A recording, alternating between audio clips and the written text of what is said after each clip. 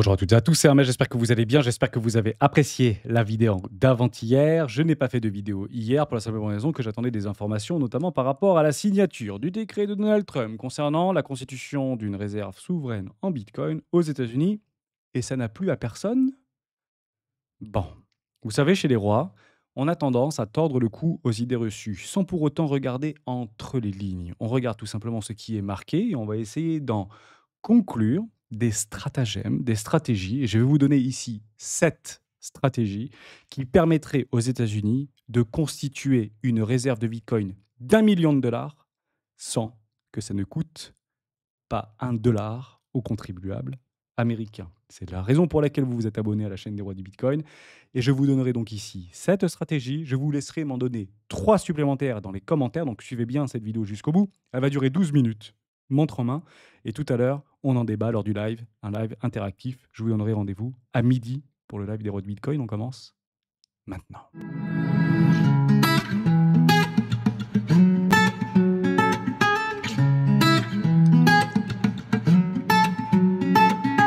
Et juste avant de commencer, je vous invite toujours à rejoindre le Discord des rois du marché. Vous trouverez le lien dans la description. À l'intérieur, une documentation qui s'appelle la stratégie des 4 rois. N'hésitez pas à l'utiliser, vous en imprégner, vous en inspirer pour vous aussi trouver votre propre site d'investissement, que ce soit sur les crypto-actifs pépites préférés dont je suis surexposé ou les marchés traditionnels. Ça fonctionne très bien. Et d'ailleurs, on en a parlé pas plus tard que mercredi avec notamment l'action Xiaomi. Et j'espère que vous avez bien regardé la vidéo de mercredi puisqu'on a remis en place la cyclicité du Bitcoin. Et effectivement, jusqu'à preuve du contraire, tout semble se passer comme prévu. En tout cas, aucune invalidation sur des timeframes mensuels en trimestriels n'est à ce jour à constater. Maintenant, si vous cherchez les bottoms, c'est pas évident. J'essaie de vous le donner aux alentours des 77 000 dollars. C'était début de semaine. Sans cesse qu'on sait que ça pourrait maintenir. Et on en reparlera tout à l'heure lors du live pour essayer de donner un peu plus de visibilité sur ce qu'on peut attendre de pire, ce qu'on peut attendre de mieux et surtout le déclencheur qui nous passera la fameuse barre des 110 000 dollars pour Bitcoin. C'est pour moi imminent et on en reparlera sur le live. Mais ce qui nous intéresse le plus, c'est 2 petites choses aujourd'hui. Bah oui, on avait pris un trade, bravo, hein, R, bravo aux traders qui sont directement actuellement dans le salon trading, donc les rois du trading juste ici. Vous avez la possibilité de le rejoindre si ça vous intéresse, vous avez le lien dans la description. Vous avez toute la procédure pour pouvoir nous rejoindre, donc bienvenue trading. N'hésitez pas à aller la découvrir, c'est complètement gratuit et on a travaillé sur un trade qui s'est parfaitement soldé avec une positivité dans ce petit cibi ici de ce déséquilibre de marché. Donc on l'a pris en horaire, on l'a pris juste ici. Vous vous rappelez, je vous avais dit quoi? Bah, on attend que le marché vienne à moi. J'étais très exactement là, j'attendais que ça vienne. Il n'est pas venu, il est parti, et puis il est revenu, et puis il m'a donné satisfaction. C'est ça les traders, hein. On attend nos confirmations. Toutes les confirmations ont été prises, plus les confluences de R sur le Gator. Bon, je me suis dit, j'étais plutôt pas mal ici. Bam! Allez, en une journée, ça a été fait. Les profits ont été pris, ça dégage. Voilà, on passera au prochain dans un range. Actuellement, triangle de contraction. Vous avez des petits déséquilibres qui se trouvent juste ici si vous voulez éventuellement vous y essayer. Moi, j'attends potentiellement une dégradation et la réintégration pour aller chercher les 110 000 dollars soon ou 150 000 dollars soon. Je vous en parle juste après. Ceci est passé. Waouh, c'était à 1h30 du matin. Donc j'ai vu, hein, d'ailleurs sur le site ici, le Discord des rois du marché, Order Flow, merci Marstouff, c'était exactement minuit.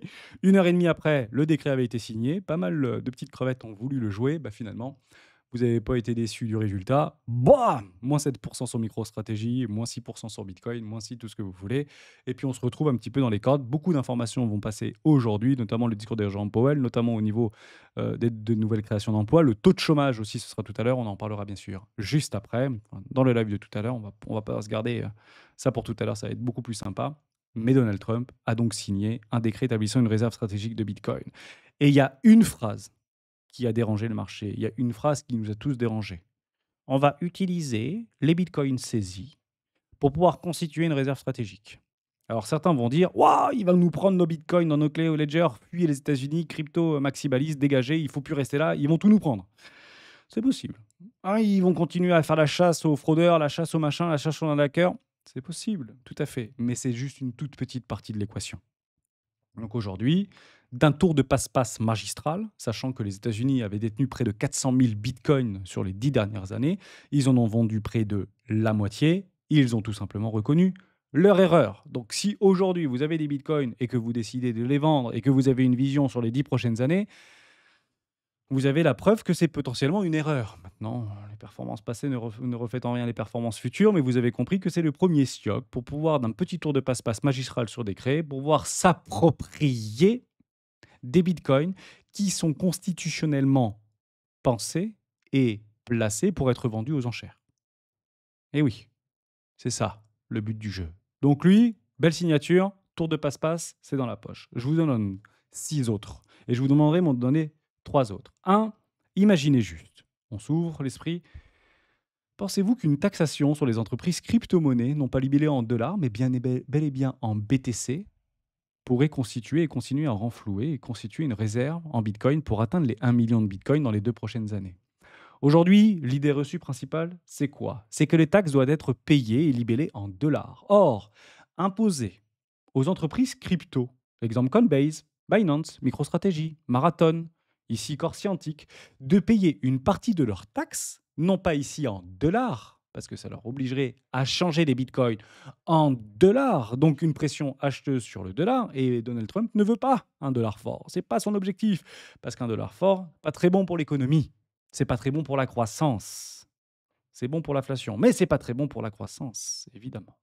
Et c'est la raison pour laquelle, d'ailleurs, un dollar fort nous a envoyé un trueflation aux alentours des 1,38. Ça, c'est directement lié, un, au prix du pétrole qui est en train de se dégrader, l'augmentation via l'OPEP+, qui a été décidée cette semaine ou la fin de semaine dernière sur une augmentation et un prolongement d'une augmentation des capacités de production et donc de livraison pour le reste du monde, et un dollar fort.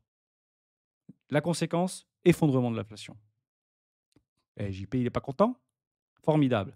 En revanche, diminution de l'inflation, augmentation de la force du dollar face au reste du monde, c'est pas très très bon pour l'économie parce qu'on a envie d'acheter peut-être un petit peu moins des trucs libellés en dollars, bien évidemment. Bon, bref, je rentrerai pas maintenant, on le fera peut-être plus tard par rapport au boycott généralisé vis-à-vis des États-Unis pour le reste du monde par rapport aux pays alliés. Je pense qu'il y a de matière à dire, bien évidemment.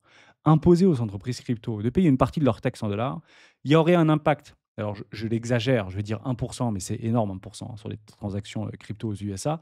Mais ça correspondrait tout simplement à quelques dizaines de milliers de bitcoins par an. Quelques dizaines de milliers de bitcoins par an. Ça, c'est un premier levier qui permettrait aux États-Unis de pouvoir capter du bitcoin sans influencer la devise du dollar et sans que ça coûte un seul centime aux contribuables américains.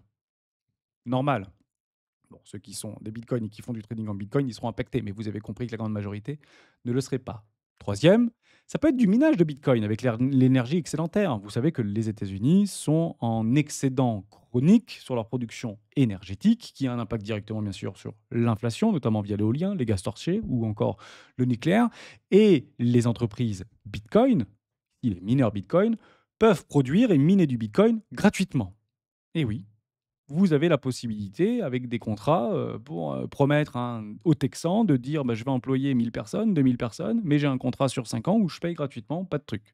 En fait, si vous aviez une infrastructure gouvernementale qui pourrait générer des plusieurs milliers de bitcoins par an, en redistribuant, on rétribue une partie de cette, facilitation énergétique, mais de payer un «fils» entre guillemets, directement au gouvernement américain.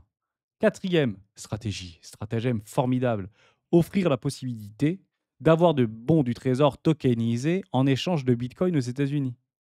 Écoutez-moi bien. Aujourd'hui, vous prenez BlackRock. Bon, ça se dégrade un petit peu, ça peut vite se retourner. Donc là, ce que je vais vous dire, c'est directement ça concerne directement, pardon, Bitcoin ETF. Actuellement, vous achetez du Bitcoin, vous ne jouissez que, je dis bien que, de la volatilité de Bitcoin, sa performance ou sa dégradation, sa hausse ou sa baisse. C'est binaire.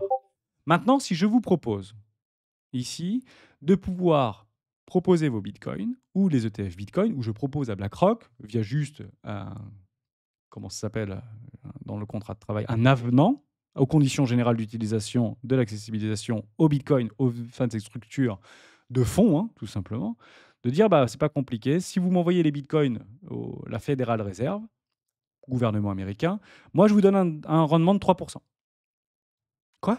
3% de rendement si je mets tout simplement mes Bitcoins dans une Federal Reserve tokenisée des bons du Trésor américain? Je signe de suite. Donc vous créez un rendement artificiel, certains me parleront de Ponzi, bienvenue dans les bons du trésor souverain, ce sont des Ponzi qui se basent uniquement sur la confiance et la capacité d'un État à pouvoir lever de l'impôt pour pouvoir rétribuer les rendements vis-à-vis de ses obligations d'État.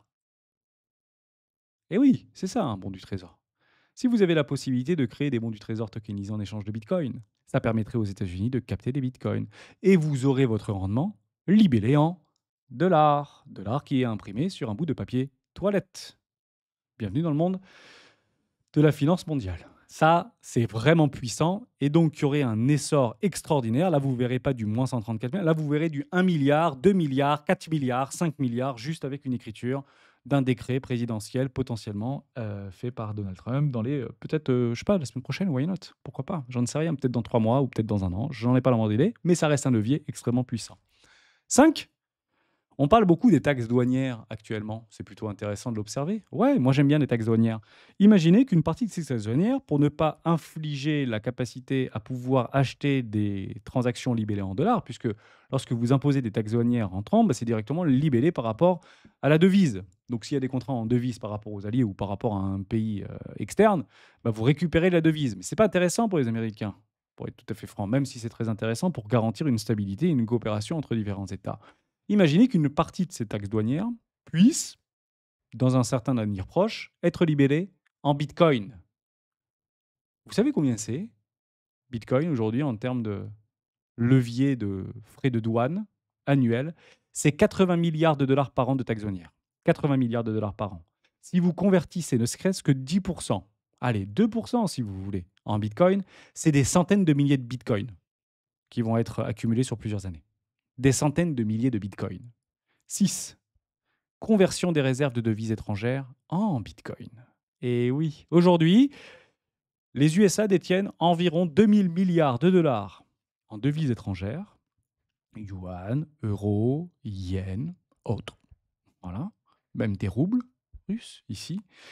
Si vous permettez à ces réserves de devises de les convertir progressivement à hauteur de 1% par an, vous permettez, sans que ça ne coûte un seul centime de dollar au peuple américain, de les convertir en bitcoin. Des milliers de bitcoins sans imprimer un dollar. Je répète, des milliers de bitcoins accumulés juste en conversion sur des devises étrangères. 1%, 2%, 2%. Milliers de bitcoins qui viendront tout simplement du côté des États-Unis. Septième, ça, peut-être que ça peut être intéressant pour les capital risques, et c'est exactement ce que travaille actuellement, et on en parle depuis longtemps, notamment BlackRock, Fidelity, etc. C'est tout simplement la création d'un, on pourrait l'appeler un US Digital Asset Reserve Guarantee pour attirer des capitaux privés. On pense aujourd'hui que seuls les États peuvent gérer une réserve en Bitcoin. Non, permettre à des institutionnels privés, comme BlackRock, MicroStrategy, même des fonds de pension, de placer leur Bitcoin sous une gestion fédérale en échange, non pas ici d'obligations étatiques, mais ici en échange d'avantages fiscaux et juridiques. C'est pas ça la promesse de campagne de Donald Trump, c'est de pouvoir permettre aux entreprises, en fonction des accords qui peuvent être mis en place, il y a une décision collégiale, bah, de diminuer les impôts, les taxes, etc., les impôts sur les entreprises et tout ce que vous voulez. Donc imaginez que si vous placez une partie de vos fonds Bitcoin, comme MicroStrategy, qui est aujourd'hui 500 000 Bitcoins, vous les filez aux Américains, Federal Reserve, Fort Knox 2.0 si vous voulez, en échange d'avantages fiscaux, la boucle est bouclée. Si 10% des BTC détenus par les fonds privés aujourd'hui sont confiés à la Réserve fédérale, cela représenterait plus d'un demi-million de bitcoins. 10% des BTC détenus, 10% est à des avantages fiscaux. Un levier supplémentaire, ça coûtera zéro aux contribuables américains. Je pense que le plus gros aujourd'hui levier qui est possiblement intéressant, c'est d'offrir des bons tokenisés qui a déjà été fait au Salvador. Je crois que c'est pas fait, soit dit en passant. Peut-être que je parle un peu trop vite, parce que le FMI n'était pas trop d'accord pour ça, soit dit en passant. Donc je ne sais pas où est-ce que ça en est, il faudrait vérifier. Mais il y avait l'idée d'une tokenisation. Et c'est la conversion des réserves de devises étrangères en Bitcoin. Ça, c'est ma vision 10 ans. Hein.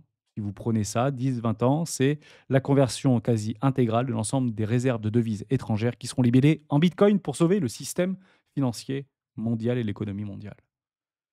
Voilà, je viens de vous expliquer en l'espace de 15 minutes comment les États-Unis pouvaient s'accaparer sans lever le moindre ou imprimer le moindre dollar qui impacterait une dette supplémentaire pour le peuple américain, des centaines, des millions de bitcoins qui pourraient être aujourd'hui la propriété et sous le contrôle des États-Unis d'Amérique. Je vous laisse m'en proposer 3 et on en débat ensemble.